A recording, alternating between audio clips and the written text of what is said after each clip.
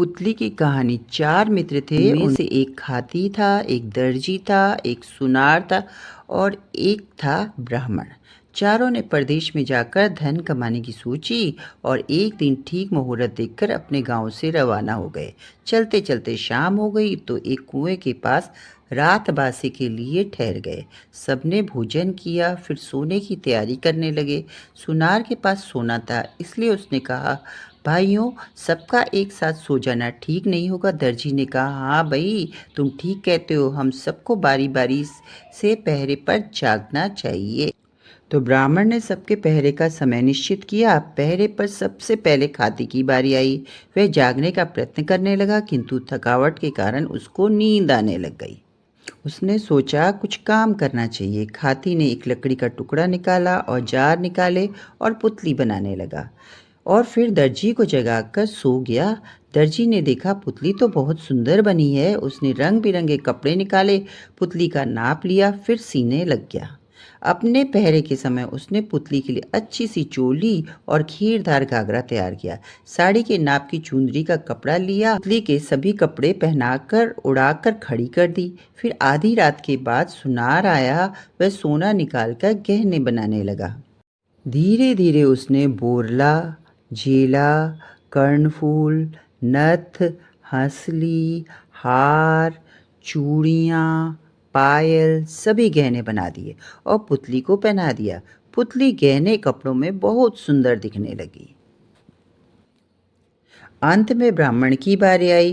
वह पुतली को देखकर विचार में पड़ गया। उसने सोचा, इस पुतली को अपने मंत्र बल से जीवित करना चाहिए। अब वह मंत्र बोलता हुआ उस पर जल छिड़कने लगा। सुबह होते होते पुतली जीवित होकर जवान लड़की बन गई। अब सवेरा होते होते सभी जग गए और सुंदर लड़की को अपने पास देखकर आश्चर्य करने लगे। ब्राह्मण बोला, मैंने इसको मंत्र बल से जीवित किया है, इसलिए मैं ही इसके साथ विवाह करूंगा।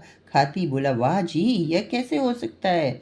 पुतली तो मैंने बनाई थी। दर्जी बोला, इसके लिए मैंने कपड़े तैयार किए थे, इसके साथ मैं ही विवाह करूंगा। इतने में गांव के कई लोग न जागकर अपने काम धंधे के लिए कुएं पर आ गए। चारों को लड़ते झगड़ते देख गांव वालों में से एक समझदार बूढ़ा बोला, भाई क्यों लड़ते हो? पूरा मामला समझा कर कहो। चारों ने बारी बारी अपने बयान दिए और लड़की के साथ विवाह करने का अपना अधिकार बताया। बूढ़े ने सबकी बात समझकर कहा, हाथी ने पुतली बनाई और ब्राह्मण ने इसको जीवित किया, इसलिए दोनों इसके बाप हैं। दोनों में से किसी का विवाह इस लड़की के साथ नहीं हो सकता। रही बात दर्जी की, इसने कपड़े तैयार किए हैं, यह काम मामा का होता है। विवाह पर मामा मायरे के रूप में कपड़े लाता है, विवाह करने वाला व्यक्ति गहने लाता है। गहने पहनाने वाला सुनार है और वही लड़की से विवाह कर सकता है। सबको यह न्याय स्वीकार करना पड़ा। सुनार उस लड़की से विवाह करके अपने घर लौट आया और दोनों सुख से रहने लगे। तो कैसी लगी आपको आज की कहानी? अगर आपको ये कहानी पसंद आए, इसे लाइक कीजिए, शेयर कीजिए और मेरे चैनल को सब्सक्राइब कीजिए। धन्यवाद।